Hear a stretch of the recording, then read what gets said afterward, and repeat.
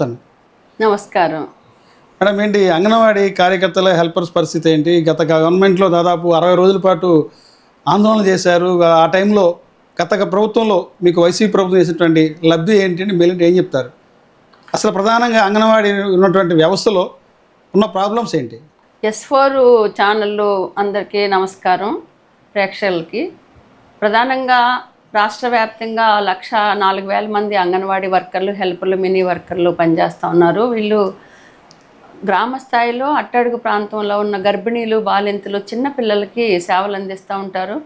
మాతృ మరణాలు తగ్గించడంలో కానీ, శిశు మరణాలు తగ్గించడం, అనుబంధ ఆహారం అందించడం, పిల్లలకి పోషకాహారం అందించడం, అట్లనే 3 సంవత్సరాల నుండి 6 సంవత్సరాల పిల్లలకి ఫ్రీ స్కూల్ ఆటపాట ద్వారా మొత్తం నడిపిస్తూ ఉంటే పరిస్థితి ఉంది. ఈ వ్యవస్థ ఏర్పడి ఇప్పటికీ 50 సంవత్సరాలు పూర్తయింది. ఈ 50 సంవత్సరాల కాలంలో సమాజానికి చాలా మేలు జరిగిందనేది మేము చెప్పటం కాదు. ఈరోజు అనేక సంస్థలు కానీ, సుప్రీంకోర్టు కానీ, రకరకాల చైల్డ్ రైట్స్ సంస్థలు కానీ, ICDS అనేది ఈరోజు సమాజానికి అవసరము. ఇది మరింత బలోపేతం చేయాలి. అందుట్లో పనిచేస్తున్న అంగన్వాడీలకి ఒక గుర్తింపు ఉండాలి. వాళ్ళని ప్రభుత్వం ఉద్యోగులకు గుర్తించాలని చెప్పేసి ఈరోజు అనేక కోర్టులు కూడా తీర్పులు చెప్పినాయి. ఇలాంటి నేపథ్యం ఉన్న ICDSని ఈరోజు అటు కేంద్రంలో కానీ, ఇటు రాష్ట్ర ప్రభుత్వాలు కానీ చాలా నిర్లక్ష్యం చేస్తూ ఉన్నాయి, పట్టించుకోవట్లేదు. ఇది సరిపోని బడ్జెట్ కూడా కేటాయింపులు చేయట్లేదు. ఎంత అన్యాయం అంటే 2017 నుండి లబ్ధిదారులకు ఇస్తున్న ఆహారానికి సంబంధించిన కాన్వెంట్స్ బిల్లులు పెంచలేదు. 2017 అంగన్వాడీలకి అటు కేంద్రం కానీ, ఇటు రాష్ట్ర ప్రభుత్వాలు కానీ 2019 నుండి అంగన్వాడీ వర్కర్లు, హెల్పర్లు, మినీ వర్కర్లకు జీతాలు పెరగలేదు. ఈ కాలంలో చాలా 2019 నాటికి అంగన్వాడీ హెల్పర్ శాలరీ ఎంత, టీచర్ శాలరీ ఎంత, కార్యకర్త శాలరీ ఎంత? 2019లో ఏదైతే ఉందో ఇప్పటికీ అదే ఉంది. వర్కర్లకి ఇప్పటికీ ఇస్తుంది 11,500 రూపాయలు, హెల్పర్లకి 7,000 రూపాయలు మాత్రమే ఇస్తూ ఉన్నారు, మినీ వర్కర్లకి 7,000 రూపాయలు మాత్రమే ఇస్తూ ఉన్నారు.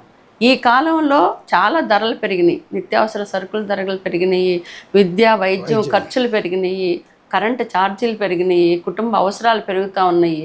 ఎవరికైనా పెరుగుతున్న ధరలకు అనుగుణంగా వేతనాలు పెంచాలనే ప్రభుత్వ బాధ్యత అది. కానీ అది కూడా పట్టించుకోవట్లేదు. ఈ PRCలో వీళ్ళని ఇంక్లూడ్ చేయరు, పెరుగుతున్న ధరలకు అనుగుణంగా వేతనాలు పెంచరు, ఏమీ చేయకుండా ఈరోజు చాలా నిర్లక్ష్యం చేస్తూ ఉన్నారు. ఎక్కడైతే బలంగా అంగన్వాడీలు ఐక్యమయ్యి ఆందోళన చేస్తారో అప్పుడు అంతో ఇంత పెంచడం తప్పనిచ్చి ఈరోజు కనీస వేతనాలు అసలు అమలు చేయాలనే ఇంగిత జ్ఞానం ఈరోజు ఇప్పుడు ఏ పాలకులకి గుర్తించట్లా, అటు కేంద్రం కానీ, ఇటు రాష్ట్రం కానీ. 2013లోనే ILC సిఫారసు చేసింది. ఈ స్కీములు పనిచేస్తున్న అంగన్వాడీ వర్కర్లు, హెల్పర్లు, మినీలు, మిగిలిన స్కీమ్ వర్కర్లు కానీ కనీస వేతనాలు 26,000 రూపాయలు ఇవ్వాలి, ప్రతి కార్మికుడికి పెన్షన్ ఇవ్వాలి, PF ఇవ్వాలి, ESI ఇవ్వాలి అని చెప్పేసి 2013లోనే ILC చెప్పింది. దాన్ని కూడా ఈరోజు పాలకులు పట్టించుకునే పరిస్థితి ఉంది. బడ్జెట్లు పెడతారు, ప్రతి బడ్జెట్లో ICDSకి చాలా ప్రాధాన్యత ఇచ్చామని చెప్పేసి మాటలు చెప్పడం తప్పనిచ్చి ఆచరణలో కనీసం వాళ్ళకి ఇస్తున్న జీతాలు కూడా నెల నెల అందుకోలేని పరిస్థితిలో ఈరోజు అంగన్వాడీలు ఉన్నారు. ఇప్పుడు 5వ తారీఖు వచ్చిందండి, మార్చి నెలలో. ఇంతవరకు అంగన్వాడీలకు జీతాలు లేవు. ఈరోజు పిల్లలకి వండి పెడుతున్న కాన్వెంట్స్ బిల్లులు అంటే వాళ్ళు వండి పెట్టడానికి ఒక పిల్లోడికి 50 పైసలు ఇస్తారు, గ్యాస్కి 50 పైసలు అంటే ఏమాత్రం సరిపోవు. అది అంగన్వాడీలో పెట్టుబడి పెడతారు గ్యాస్కి. ఈరోజు గ్యాస్ గవర్నమెంట్ ఇవ్వదండి, గ్యాస్ గవర్నమెంట్ ఇవ్వదు. పిల్లోడికి 50 పైసలు చొప్పున ఇస్తే ఆ 50 పైసల్లోనే మనం వాళ్ళకి వండి పెట్టాలన్నమాట. ఒక్కొక్కసారి 150 వస్తుంది, 200 వస్తుంది, 300 వస్తుంది. మిగిలిన రిమైనింగ్ అమౌంట్ అంతా అంగన్వాడీ వర్కర్లే పెట్టుకొని పిల్లలకి తిండి పెడతా ఉండే పరిస్థితి ఉంది. ఈరోజు పిల్లోడికి కందిపప్పు, ఆయిల్, గుడ్లు, బియ్యం వరకు అందిస్తారు. మరి కూరగాయలు ఏంటి, దాంట్లో పోపు సామాన్ ఏంటి, చింతపండు ఏంటి, కారం ఏంటి, ఉప్పు ఏంటి, వీటన్నిటికి కలిపి 2 రూపాయలు ఇస్తారు. 2 రూపాయలు ఒక్కొక్క స్టూడెంట్ కానీ స్కూల్ మొత్తానికి ఒక్కొక్క స్టూడెంట్ ఇస్తారు. అవి అసలు ఏమాత్రం సరిపోవు. ఈరోజు కూరగాయల ధరలు ఎంత ఉన్నాయి మనకు తెలుసు, ఉప్పు, పప్పు అవన్నీ కూడా కొనుక్కోవాల్సి ఉంది. అందుకని ఈ సరిపోవట్లేదు, వీటిని పెంచాలి అని చెప్పేసి అడుగుతాం. లబ్ధిదారులకు ఇస్తున్న, ఫీడింగ్కి ఇస్తున్న మిల్లులు పెంచాలి, అంగన్వాడీలకు వేతనాలు పెంచాలనే ఆవేదన ఈరోజు దాదాపు 6 సంవత్సరాల నుంచి ఆంధ్ర రాష్ట్రంలో అంగన్వాడీలు అనేక మార్లు ఏ ప్రభుత్వం అధికారంలో ఉన్నా మా వేతనాల గురించి ఆలోచించండి, చర్చించండి, పెంచండి అని చెప్పేసి అడుగుతూ ఉన్నారు. ఇప్పుడు వైసీపీ ప్రభుత్వం ఉంది. వైసీపీ ప్రభుత్వంలో చాలా 2-3 సార్లు చలో విజయవాడ పెట్టిన ప్రభుత్వం చలనం లేదు. అందుకని అనివార్యంగా 2023 డిసెంబర్ 12 అంటే వైసీపీ గవర్నమెంట్లో మీకు వచ్చినటువంటి లబ్ధి ఏంటి? మీకు ఎలాంటి మేలు చేసినట్టు ఏం చెప్తారు? మేలు చేసినట్టు ఏం చెప్తారు? మీకు వైసీపీ గవర్నమెంట్లో మంచి జరిగిందా, లేదంటే మీ సమస్యలు అలాగే కుప్పలు తెప్పలాగా ఉన్నాయంటారు? మేము వైసీపీ ప్రభుత్వం వచ్చిన వెంటనే 1000 రూపాయలు పెంచారు. తెలంగాణ కన్నా అదనంగా వేతనాలు ఇస్తామని 1000 రూపాయలు పెంచారు. 1000 రూపాయలు పెంచిన 2021లో తెలంగాణలో PRCలో అంగన్వాడీలకి 30% వేతనాలు పెంచి అక్కడ 13,650 రూపాయలు వర్కరు, హెల్పర్కి 7,800 రూపాయలు చేశారు. 2021 నుండి మరలా అంగన్వాడీలకి తెలంగాణ కన్నా అదనంగా వేతనాలు పెంచాలి అని చెప్పేసి వైసీపీ ప్రభుత్వం వైపు నుంచి అడిగాము.